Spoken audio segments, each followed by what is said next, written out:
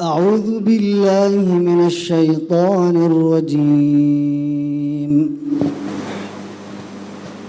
ولتكن منكم أمة يدعون إلى الخير ويأمرون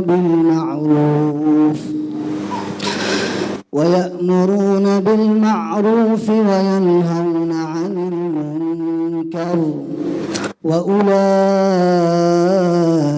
هم المفلحون. ولا تكونوا كالذين تفرقوا واختلفوا من بعد ما جاءهم البينات وأولئك لهم عذاب عظيم.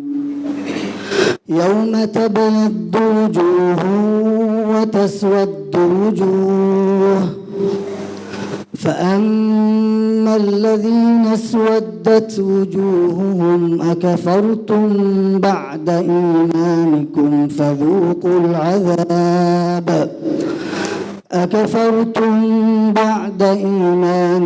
فذوقوا العذاب بما كنتم تكفرون. وأما الذين ابيضت وجوههم ففي رحمة الله هم فيها خالدون.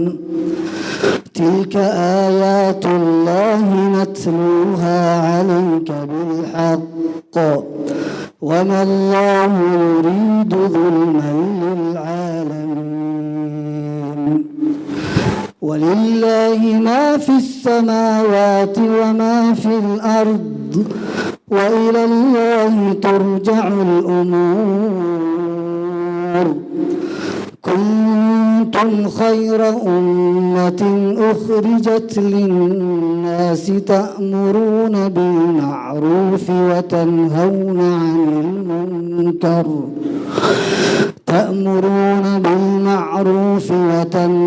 عن المنكر وتؤمنون بالله. ولو آمن أهل الكتاب لكان خيرا لهم منهم المؤمنون وأكثرهم الفاسقون. صدق الله العظيم.